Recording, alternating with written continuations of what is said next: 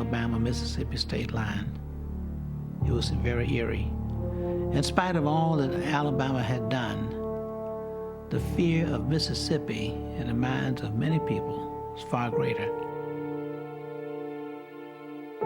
There was a huge billboard, and that billboard said, "Welcome to Mississippi, the Magnolia State." And when we continued to ride on, the next large sign we saw said, "Prepare to meet thy God." As we wrap up, how this all ended and what it meant to each of you. Dr. Bernard Lafayette. What happened is from two different points of view. One had to do with how do we go about trying to end discrimination and segregation in public transportation, because this was an area of segregation that affected a large number of people all over. And it was a drastic contrast between the North and the South, because we didn't have the segregation in the public transportation in the North. In fact, you had to change buses and change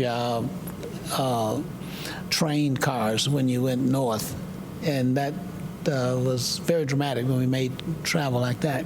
So on that particular issue, it was important. The other thing that was important was the fact that it was a new way of organizing social movements and social change struggle.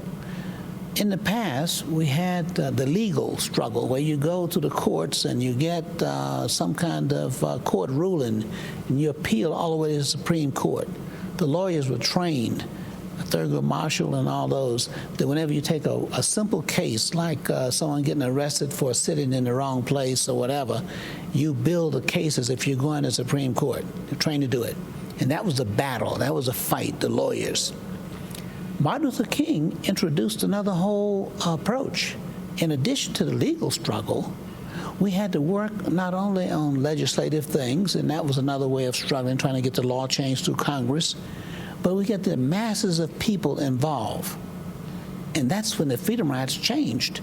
You didn't have a select group of people who could be, disciplined, and certain people that you were aware of. But when the masses of people got involved, and you had over 400 people get involved in the freedom rides.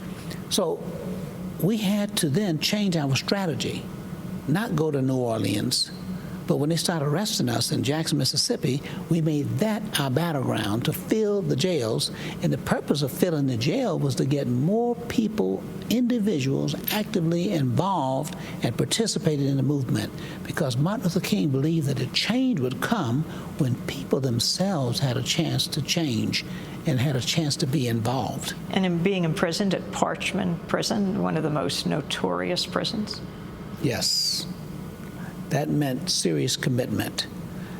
And by the way, the largest single group, when the demographic study was done, the single group that was there on the freedom rides arrested in Parchman was young Jewish women from Chicago. And that was because a professor at the University of Chicago said that he was going on a freedom ride, and his class said, "Can we go?" Let's go back to a clip of Freedom Riders. We made up a song saying that buses are coming. And we sang it to the jailers to tell them and warn them to get ready, to be prepared, that we were not the only ones coming. So we started singing, "Buses are a-coming, oh yes. Buses are a-coming, oh yes. Buses are a-coming, buses are a-coming, buses are a-coming, oh yes." We say to the jailers, "Better get you ready, oh yes." The jailers say, "All right, shut up all that singing and hollering in here. This is not no playhouse, this is the jailhouse." So we said to ourselves, what are they gonna do, put us in jail? Jim Zwerg, how did this affect your life? My involvement totally changed my life when I embraced nonviolence. The first person it changes is you, the individual who embraces it. And it changes the way you look at others as well. My life has been dedicated to sharing that message through the ministry and through just life in general. To this day, I go and speak with children and adults of all ages, talking about nonviolence and the steps to bring about social change, principles of nonviolence. Knowing people like this guy, my brother, when we get together, here we are 70 years old. Well, he's a young sprite. I'm 70. But all those memories come flooding back. The love, the fellowship, the relationships we had, the joys we shared, the triumphs.